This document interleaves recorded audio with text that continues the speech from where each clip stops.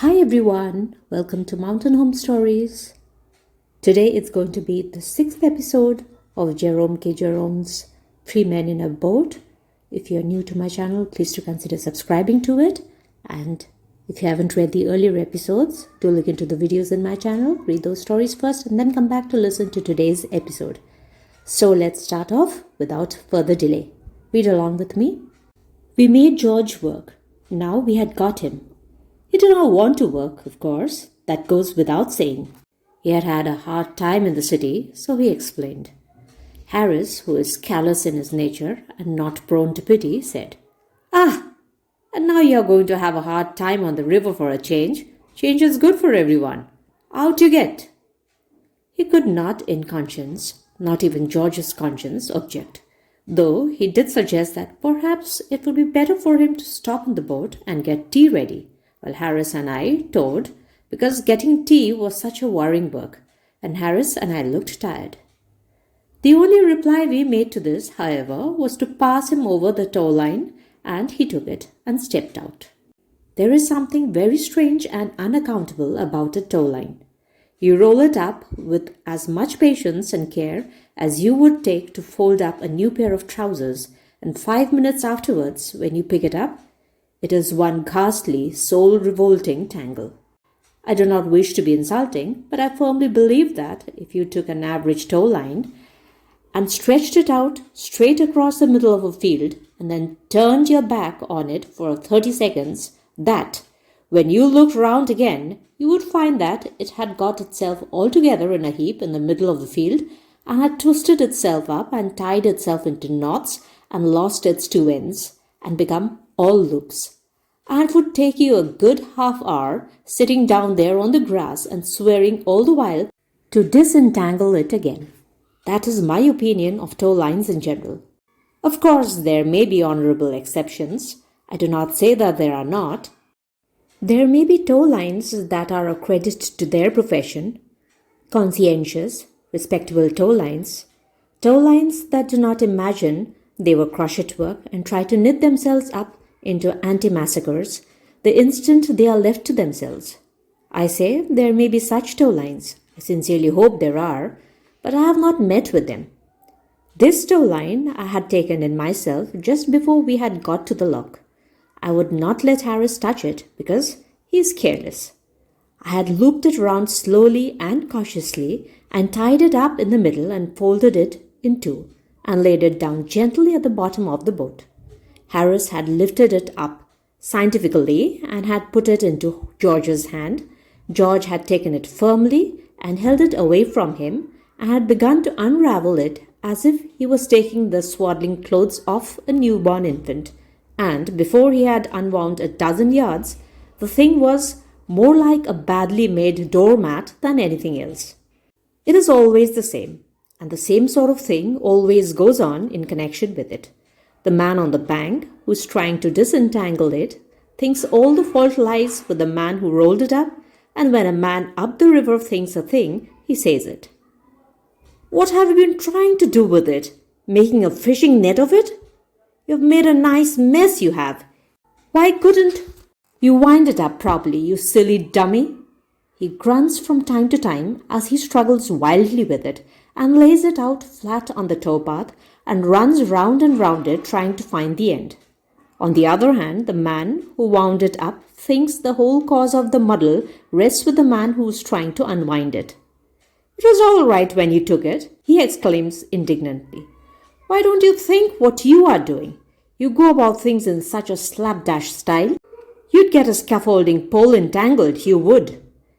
And they feel so angry with one another that they would like to hang each other with the thing. 10 minutes go by, and the first man gives a yell and goes mad, and dances on the rope and tries to pull it straight by seizing hold of the first piece that comes to his hand and hauling at it. Of course, this only gets it into a tighter tangle than ever. Then the second man climbs out of the boat and comes to help him, and they get it each other's way and hinder one another. They both get hold of the same bit of line and pull at it in opposite directions and wonder where it is caught. In the end, they do get it clear, and they turn around and find that the boat has drifted off and is making straight for the weir. This really happened once to my own knowledge. It was up by Bovny one rather windy morning. We were pulling downstream, and as we came round the bend, we noticed a couple of men on the bank. They were looking at each other with as bewildered and helplessly miserable expression as I have ever witnessed on any human countenance before or since, and they held a long tow line between them. It was clear that something had happened, so we eased up and asked them what was the matter. "Why, our boat's gone off," they replied in an indignant tone. "We just got out to disentangle the tow line, and when we looked round, it was gone." And they seemed hurt at what they evidently regarded as a mean and ungrateful act on the part of the boat. We found the truant for them half a mile further down, held by some rushes, and we brought it back to them. I bet they did not give that boat another chance for a week. I shall never forget the picture of those men walking up and down the bank with a tow line looking for their boat. One sees a good many funny incidents up the river in connection with towing. One of the most common is the sight of a couple of towers walking briskly along, deep in an animated discussion, while the man in the boat 100 yards behind them is vainly shrieking to them to stop and making frantic signs of distress with a scull. Something has gone wrong. The rudder has come off, or the boat hook has slipped overboard, or his hat has dropped into the water and is floating rapidly downstream. He calls to them to stop, quite gently and politely at first. "Hi, stop a minute, will you?" he shouts cheerily. "I've dropped my hat overboard." Then, "Hi, Tom, Dick, can't you hear?" Not quite so affably this time. Then, "Hi, confound you, you dunder-headed idiots! Hi, stop! Oh, you!" After that, he springs up and dances about and roars himself red in the face and curses everything he knows. And the small boys on a lie bank stop and jeer at him and pitch stones at him as he is pulled along past them at the rate of 4 miles an hour and can't get out. Much of this sort of trouble would be saved if those who are towing would keep remembering that they are towing and give a pretty frequent look round to see how their man is getting on. It is best to let one person tow. When two are doing it, they get chattering and forget, and the boat itself, offering as it does but little resistance, is of no real service in reminding them of the fact. As an example of how utterly oblivious a pair of towers can be to their work, George told us later on in the evening, when we were discussing the subject after supper, of a very curious instance. He and 3 other men, so he said, were sculling a very heavily laden boat up from Maidenhead one evening, and a little above Cockham Lock they noticed a fellow and a girl walking along the tow path, both deep in an apparent interesting and absorbing conversation. They were carrying a boat hook between them, and attached to the boat hook was a tow line, which trailed behind them, its end in the water. No boat was near, no boat was in sight. There must have been a boat attached to that tow line at some time or other, that was certain. But what had become of it, what ghastly fate had overtaken it, and those who had been left in it, were buried in mystery. Whatever the accident may have been, however, it had in no way disturbed the young lady and gentleman who were towing. They had the boat hook and they had the line, and that seemed to be all that they thought necessary to their work. George was about to call out and wake them up, but at that moment a bright idea flashed across him, and he didn't. He got the hitcher instead and reached over and drew in the end of the tow line, and they made a loop in it and put it over their mast. And then they tidied up the sculls and went and sat down in the stern and lit their pipes. And that young man and young woman towed those 4 hulking chaps and a heavy boat up to Marlow. George said he never saw so much thoughtful sadness concentrated into one glance before, as when, at the lock, that young couple grasped the idea that for the last 2 miles they had been towing the wrong boat. George fancied that, If it had not been for the restraining influence of the sweet woman at his side, the young man might have given way to violent language. The maiden was the first to recover from her surprise, and when she did, she clasped her hands and said wildly, "Oh, Henry, then where is Auntie?" "Did they ever recover the old lady?" asked Harris. George replied he did not know. Another example of the dangerous want of sympathy between tower and towed was witnessed by George and myself once up near Walton. It was where the towpath shelves gently down into the water, and we were camping on the opposite bank, noticing things in general. By and by, a small boat came in sight, towed through the water at a tremendous pace by a powerful barge horse on which sat a very small boy. Scattered about the boat in dreamy and reposeful attitude lay 5 fellows, the man who was steering having a particularly restful appearance. "I should like to see him pull the wrong line," murmured George as they passed. And at that precise moment, the man did it, and the boat rushed up the bank with a noise like the ripping up of 40,000 linen sheets. 2 men, a hamper, and 3 oars immediately left the boat on the larboard side and reclined on the bank. And 1.5 moments afterwards, 2 other men disembarked from the starboard and sat down among boat hooks and sails and carpet bags and bottles. The last man went on 20 yards further and then got out on his head. This seemed to sort of lighten the boat, and it went on much easier, the small boy shouting at the top of his voice and urging his steed into a gallop. The fellows sat up and stared at one another. It was some seconds before they realized what had happened to them, but when they did, they began to shout lustily for the boy to stop. He, however, was too much occupied with the horse to hear them, and we watched them flying after him until the distance hid them from view. I cannot say I was sorry at this mishap. Indeed, I only wish that all the young fools who have their boats towed in this fashion, and plenty do, can meet with similar misfortunes. Besides the risk they run themselves, they become a danger and an annoyance to every other boat they pass. Going at the pace they do, it is impossible for them to get out of anybody else's way, or for anybody else to get out of theirs. Their line gets hitched across your mast and overturns you, or it catches somebody in the boat and either throws them into the water or cuts their face open. The best plan is to stand your ground and be prepared to keep them off with the butt end of a mast. Of all experiences in connection with towing, the most exciting is being towed by girls. It is a sensation that nobody ought to miss. It takes 3 girls to tow always. 2 hold the rope, and the other one runs round and giggles. They generally begin by getting themselves tied up. They get the line round their legs and have to sit down on the path and undo each other.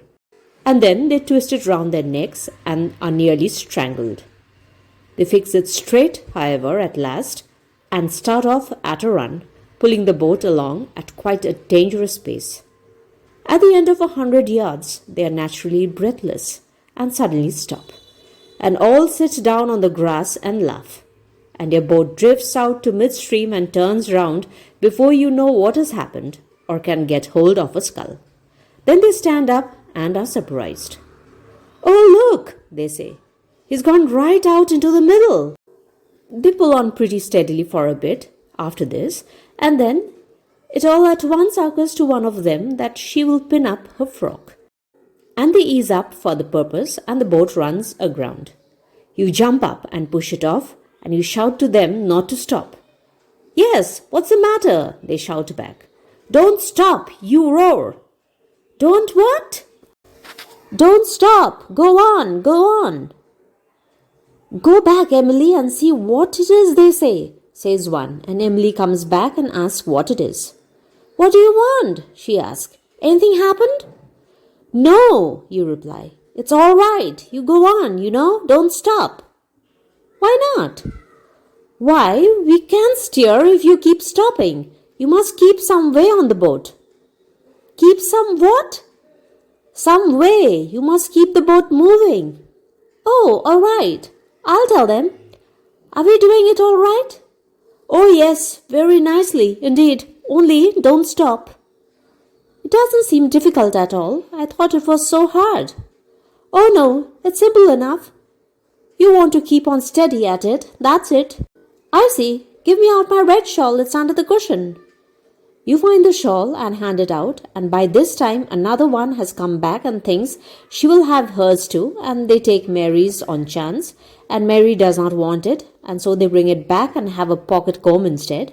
It is about 20 minutes before they get off again, and at the next corner they see a cow.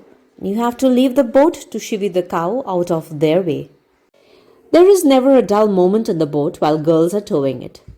George got the line right after a while and towed us steadily on to Penton Hook. There we discussed the important questions of camping.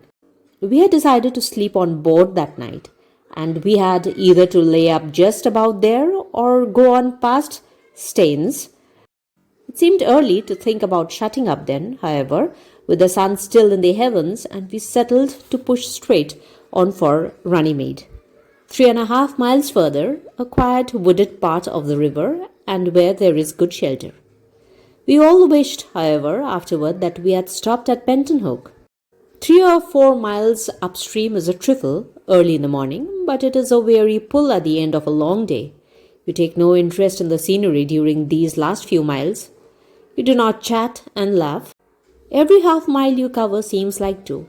You can hardly believe you are only where you are, and you are convinced that the map must be wrong, and when you have trudged along for what seems to you at least 10 miles, and still the lock is not in sight, you begin to seriously fear that somebody must have sneaked it and run off with it.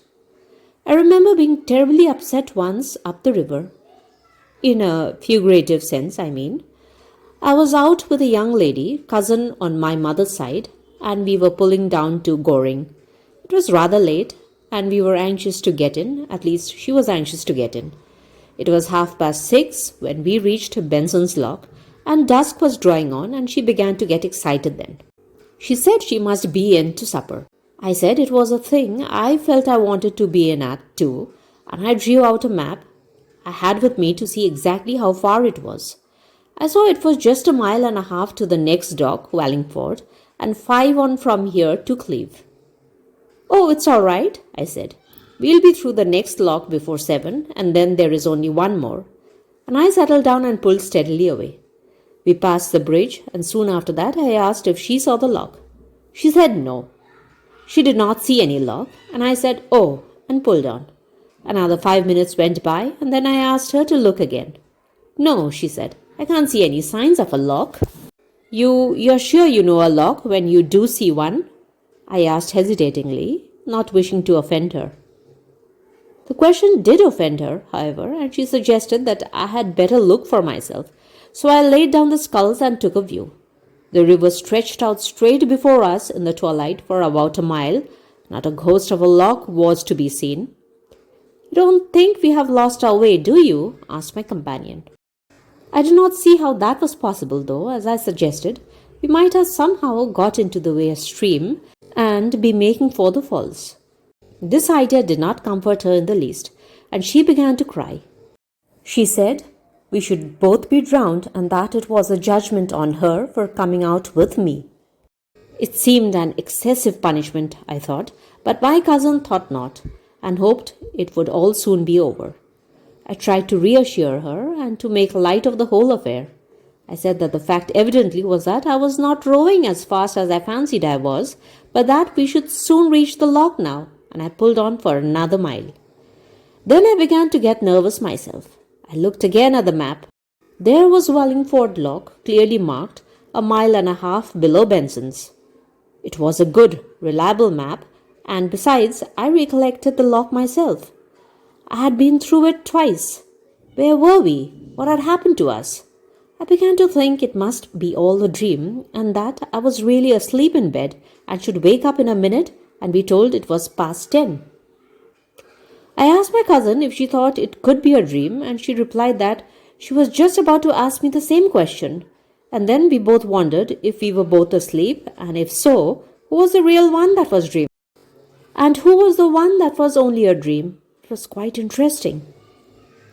I still went on pulling, however, and still no lock came in sight, and the river grew more and more gloomy and mysterious under the gathering shadows of night, and things seemed to be getting weird and uncanny.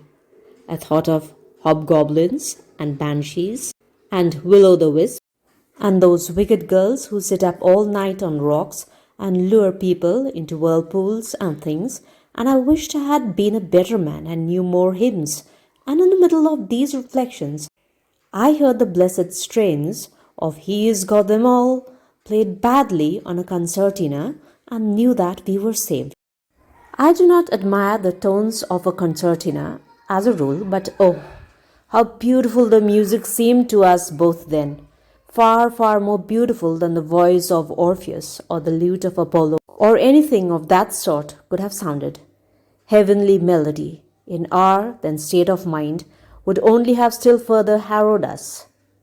A soul-moving harmony correctly performed, we should have taken as a spirit warning and have given up all hope. But about the strains of He's Got Them On, jerked spasmodically and with involuntary variations out of a wheezy accordion, there was something singularly human and reassuring. The sweet sounds drew nearer, and soon the boat from which they were worked lay alongside us. It contained a party of provincial Aries and Ariettes out for a moonlight sail. There was not any moon, but that was not their fault. Jay never saw more attractive, lovable people in all my life. I hailed them and asked if they could tell me the way to Wallingford Loch, and I explained that I had been looking for it for the last 2 hours. Wallingford Loch, they answered. Lord love you, sir, that's been done away for over a year. They ain't a Wallingford Loch now, sir. You're close to Cleve now. Blow me tight if there aren't a gentleman being looking for Wallingford Loch, Bill. I had never thought of that. I wanted to fall upon all their necks and bless them, but the stream was running too strong just there to allow of this. So I had to content myself with mere cold-sounding words of gratitude. We thanked them over and over again, and we said it was a lovely night, and we wished them a pleasant trip, and, I think, I invited them all to come and spend a week with me, and my cousin said her mother would be so pleased to see them. And we sang the soldiers' chorus out of Faust, and got home in time for supper after all. We'll continue with the next part of the story in another video. Hope you enjoyed reading this story with me. Leave me a comment as well as your suggestions. Please do like and share, and of course subscribe to my channel if you are new to it, and hit on the notification bell for my next videos. And thank you so much for dropping by. Come back to hear me again. Till then, take care and bye-bye.